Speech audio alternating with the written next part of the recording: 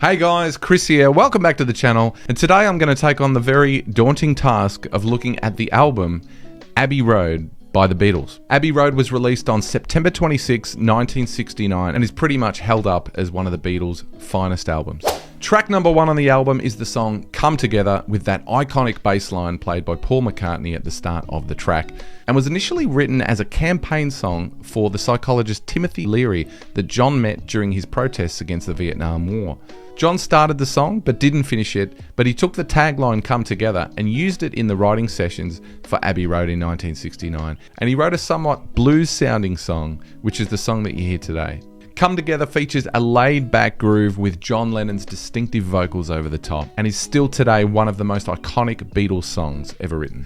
Track number 2 on the album is the song Something. Something is an almost dreamy-like romantic-sounding song written by George Harrison. George mentioned that the song was inspired by his feelings for his first wife, Pattie Boyd. The song has a soft rock and pop style to it, and has often been described by John Lennon as the best track on Abbey Road. This song is effectively timeless, and it marked a massive milestone for George Harrison's songwriting career with the band.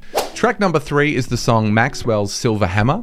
It was written by Paul McCartney. It's an upbeat tune and has a fairly darkly comedic lyric to it that talks about a character named Maxwell that goes around committing murders.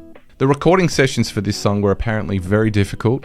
The rest of the band members didn't like the song, and people questioned why this song was actually included in the album. Ringo Starr apparently described the sessions as the worst sessions they've ever had to record and the worst song they've ever had to record. However, the song remains a distinctive track in the Beatles catalogue. Track number 4 on the album is the song Oh Darling. The song almost sounds like a 1950s rock and roll style ballad and was written by Paul McCartney. The story goes that Paul McCartney sat in the studio for about a week and sang the song every day to try and get the raw emotion that he really wanted in the recording. The chord structure in the song is kind of similar to that 1950s, 1960s vibe, similar to bands like the Diamonds and the Platters, but the song itself is just a testament to Paul McCartney's songwriting ability and has that signature prominent piano riff that drives the song. Track number 5 is the song Octopuss Garden, and this song was written by Ringo Starr, the drummer. Ringo says that the song itself was inspired by a trip to Sardinia, Italy, where he was on a boat and the captain was telling a story about the octopuses in the sea collecting gems and stones to create their own little garden. The song is also sung by Ringo Starr and has a really upbeat feel to it. I really love the electric guitar and the vocal harmonies in this song and the bouncy, happy feel to it. It's actually an amazing song.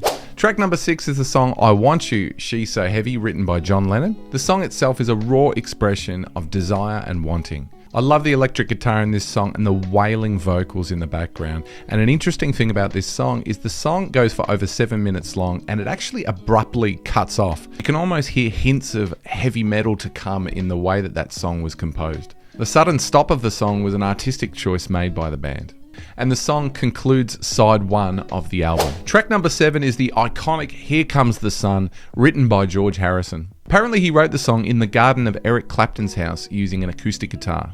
When it was released, this song received widespread critical acclaim, and to this day is the Beatles' most streamed song on Spotify. Track number 8 on the album is the song Because, written by John Lennon. This amazing song has quite a complex lyrical arrangement, with Lennon, McCartney and Harrison recording a 3-part harmony, which was then triple-tracked to create a 9-part choral effect. The song itself is pretty much that vocal harmony with a Moog synthesizer and a harpsichord, and it's definitely a very bold composition to add onto the album. Track number 9 is the song You Never Give Me Your Money, written by Paul McCartney. The song was written about their personal struggles at that particular point in time with management, and the song is known for its musical shifting sections and concludes with this dreamlike arpeggiated guitar sequence. This song's complex structure has been looked at by people thinking that this was the precursor to progressive rock tracks. Definitely worth checking out this track if you haven't heard it before. Track number 10 is the song Sun King, which was written by John Lennon. This song is known for its lush, multi-tracked vocal harmonies, again with Lennon, McCartney and Harrison. The lyrics themselves are made up of English, Italian and Spanish phrases, contributing to the relaxed, dreamy vibe of the track. The song was actually originally called Here Comes the Sun King, but they notably changed that so that you wouldn't confuse it with the song Here Comes the Sun. Track number 11 is Mean Mr. Mustard, which is written by John Lennon. Mean Mr. Mustard is only 1 minute and 6 seconds long, so it's quite a short song. John Lennon apparently wrote this while he was in India, where he read an article about a man that concealed his money purely to avoid spending it. The song's almost got a bit of a comical vibe to it, but it's upbeat and catchy and a cool little song. Track number 12 is the song Polye Pam, written by John Lennon. Polye Pam was another song that was written in India along with Mean Mr. Mustard, and is a really, really catchy song. Track number 13 is the song She Came In Through the Bathroom Window, written by Paul McCartney. The song was inspired by an incident where a fan broke into Paul McCartney's London home. Musically, this song starts off very similar to Polye Pam, and I understand they recorded Polye Pam and She Came Through the Bathroom Window all in the one take. The song's got an incredibly catchy bass line and swinging drums. It's a really great track on the album. Track 14 is the song Golden Slumbers. This composition was put together by Paul McCartney, where he took the lyrics from a 17th century poem called Cradle Song.